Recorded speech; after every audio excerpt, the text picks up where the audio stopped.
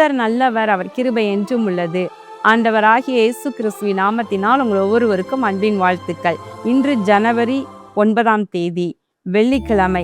பிரியமானவர்களே, இது அந்த வருடத்தின் ஆரம்ப நாட்களில் நம்ம இன்றைய மன்னாவாக நம்ம ஒவ்வொரு கோத்திரத்திற்கும் சொல்லப்பட்ட ஆசீர்வாதங்களை குறித்து நம்ம தியானித்து ஆண்டவராகிய இயேசு கிறிஸ்துவின் நாமத்தினாலே அவைகளை நாமும் சுதந்திரித்துக் கொள்கின்றோம்.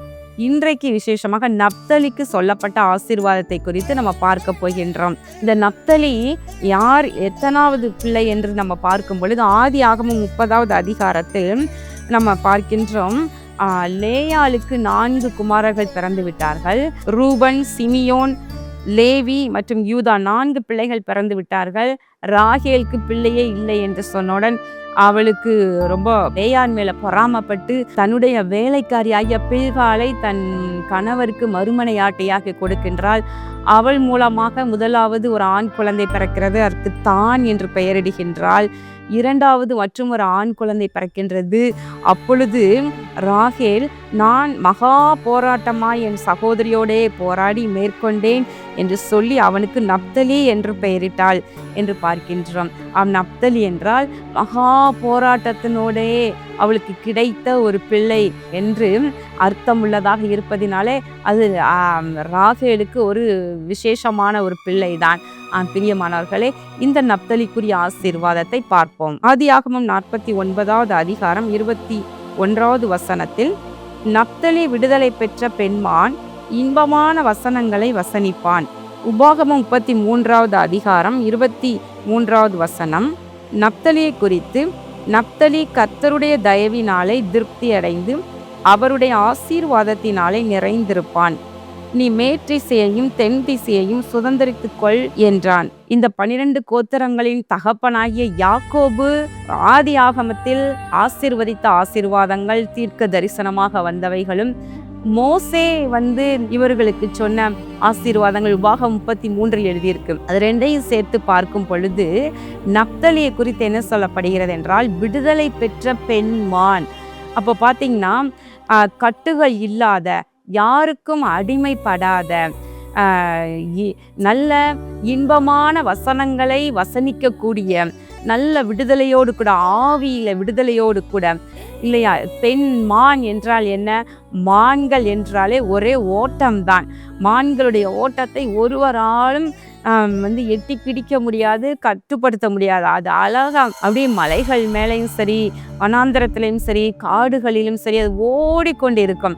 அது ஒரு நல்ல ஒரு சுறுசுறுப்பான ஒரு மிருகம். இப்போ பார்த்தீங்களா, விடுதலை பெற்ற பெண்மான், அது கட்டி வைக்கப்படலை.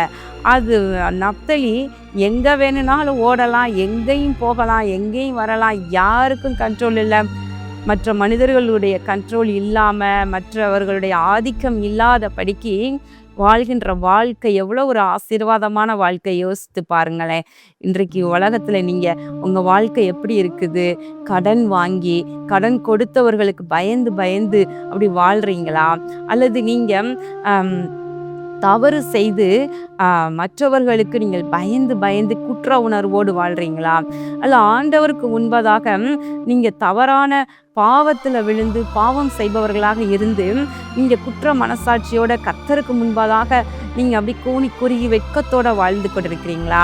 ஆனால் இன்றைக்கு பாருங்க, நப்தலியை போல ஒரு ஆசீர்வாதமான விடுதலை பெற்ற ஒரு வாழ்க்கை உங்கள் ஒவ்வொருவருக்கும் வேண்டும். அதனோடு கூட இன்பமான வசனங்களை வசனிப்பான். அப்படின்னா என்ன? நல்ல ஆசீர்வாதமான வார்த்தைகள், கர்த்தருடைய வசனங்களை நல்ல சந்தோஷமாய் சொல்லத்தக்க வண்ணமாக அந்த விடுதலை இருந்தாதான் இப்படி சொல்ல முடியும். பார்த்திங்கன்னா, விசுவாச அறிக்கைகளே இன்பமான வசனங்களை எப்போ சொல்ல முடியும்னா, நமக்குள்ள நல்ல ஒரு விடுதலை இருக்கும் போது தான் இதெல்லாம் சொல்ல முடியும். அப்படி என்றால் இன்றைக்கு ஆண்டவர் சமூகத்தில் அப்படி ஒரு விடுதலையை நாம் கேட்டு பெற்றுக்கொள்ள வேண்டும். அதே நேரத்தில் உபாகம் 33:23 நப்தலியை குறித்து சொல்லுவது போல, நப்தலி கர்த்தருடைய தயையினாலே திருப்தி அடைவான். அப்படி என்றால் இந்த நப்தலி கோத்திரத்திற்குரிய ஒரு ஸ்பெஷலான ஆசீர்வாதம் என்னன்னா, கர்த்தருடைய தயை. அடுத்து விடுதலை பெற்ற பெண்மான், ஒரு விடுதலை மற்றும் தேவ சமூகத்துல தயை பெற்ற ஒரு கோத்திரமாக காணப்படுகின்றது. பிரியமானவர்களே, ஆண்டவருடைய கண்கள்ல நாம் தயை பெற்றுக்கொள்வது எவ்வளவு பெரிய பாக்கியம். யோசித்து பாருங்களேன். மரியாதை குறித்து சொல்லப்படுகின்றது. கிருபை பெற்றவளே என்று சொல்லப்படுகின்றது. எஸ்தர் ராஜாத்திக்கு கூட தேவனுடைய கண்களை கிருபை பெற்றதினாலே மனுஷர் கண்கள தயை கிடைத்தது என்று நாம் பார்க்கின்றோம். அப்படி என்றால் தேவனுடைய பார்வையில தயை கிடைக்கும் என்றால் பாருங்களேன், பெரிய ஒரு ஆசீர்வாதம். இந்த நப்தலிக்கு அப்படி ஒரு ஆசீர்வாதம் கிடைத்திருக்கின்றது. கர்த்தருடைய தயையினாலே ஒரு திருப்தியான வாழ்க்கை, எல்லாவற்றிலும் நல்ல திருப்தியாக வாழ்ந்திருக்கக்கூடிய ஒரு ஆசீர்வாதம்.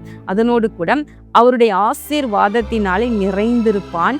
பிரியமானவர்களை, இன்றைக்கு கூட ஆண்டவரே, இந்த நப்தலி கோத்திரத்துக்கு சொல்லப்பட்ட ஆசீர்வாதம் நான் எனக்கு சுதந்திரித்துக் கொள்ளுகிறேன். நானும் கூட ஆண்டவரே, நான் இன்பமான வசனங்களை சொல்லக்கூடிய விடுதலை பெற்ற பெண்மான் போல நான் வாழ வேண்டும்.